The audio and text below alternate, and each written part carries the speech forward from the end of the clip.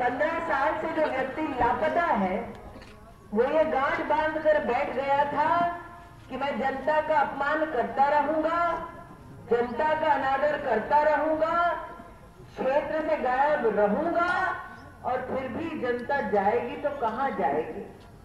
इस बार जिस गांव, जिस गली से हम गुजरते हैं वहां भारी संख्या में नागरिक घर के बाहर आते हैं और संकल्प लेते हैं कि इस बार हम लापता सांसद को बतलाएंगे और 6 मई को पोलिंग बूथ पर जाकर कमल का बटन दबाएंगे।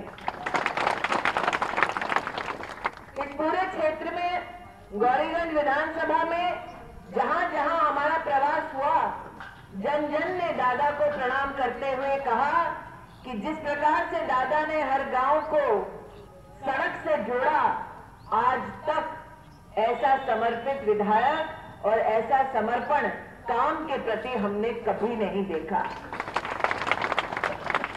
आज हमारे नेतृत्व की 2 पीढ़ियां इस मंच पर विराजमान है और चाहे पीढ़ी कोई भी हो, इस बात का गौरव गान करते हैं कि जनता के सुख दुख में हम काम आते हैं और हर संघर्ष में जन जन के साथ कंधे से कंधा मिलाते हैं।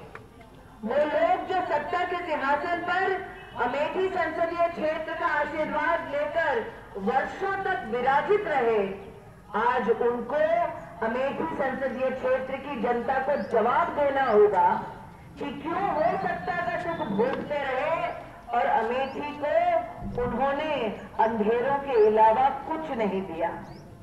आज जैसा सुरेश वासी ने अपने उद्बोधन में कहा, अमेठी संसदीय क्षेत्र में पहली बार कलेक्टर के ऑफिस का शिलान्यास तब हुआ जब प्रदेश के मुख्यमंत्री योगी आदित्यनाथ बने। एक संसदीय क्षेत्र का विकास संभव कैसे हो जब स्वयं कलेक्टर ही बेघर हो। एक संसदीय क्षेत्र का विकास कैसे हो जब स्वयं क्षेत्र के सीएमओ के पास स्थायी दफ्तर न हो। एक संसदीय क्षेत्र का विकास कैसे हो जब जो शिक्षा अधिकारी है उसके पास स्वयं बैठने के लिए कोई स्थायी जगह न हो। और आज अमेठी विकास के जिस पथ पर चल पड़ा है, उस पथ पर संकल्पित अमेठी ये प्रण लेती है कि विकास की मुख्य धारा से जोड़ने वाले भारतीय जनता पार्टी को अपना सहयोग और आशीर्वाद देंगे। 6 तारीख को घर के बाहर आएंगे और कमल का बटन दबाएंगे। आज ये संकल्प, ये वचन मैं जन जन के मुख से सुनती हूँ। स्मृति ईरानी जिंदाबाद जिंदाबाद जिंदाबाद। जी भारत की राजनीति में प्रमुख स्थान रखते हैं। उत्तर प्रदेश की राजनीति में इनके प्रति आदर सत्कार हर जिले में झलकता है और दादा का एक पुराना तरीका है राजनीति करने का। मुझे बिठलाकर कहते हैं, बिटिया पहले गणित करो और फिर आगे की बात करो। और गणित ये कि उत्तर प्रदेश के लोकसभा की सीटें कितनी हैं? 80 हैं। कांग्रेस कितनी सीटों पर लड़ रही है? कुछ कहते हैं 2, कुछ कहते हैं 20। अरे जो खुद 80 सीटों पर नहीं लड़ रहा वो सरकार कहां से बनाएंगे?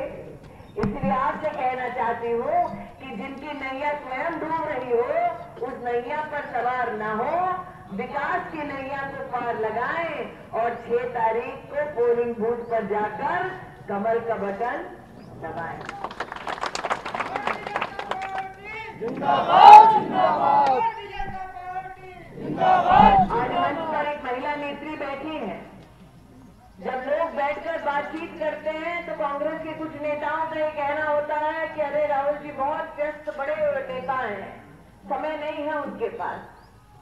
मैंने उनसे कहा कि देखिए, आप साधारण परिवारों में जाइए, किसी से बतियाइए तो वो आपको बतलाएंगे कि भाई हमारे दिन भर मजदूरी करते हैं, नौकरी पर जाते हैं, कटाई का मौसम है, खेत में काम करते हैं, बहनें घर में रसोई पकाती हैं, बच्चों को पढ़ाती हैं, घर साफ रखती हैं, बड़ों की सेवा करती हैं।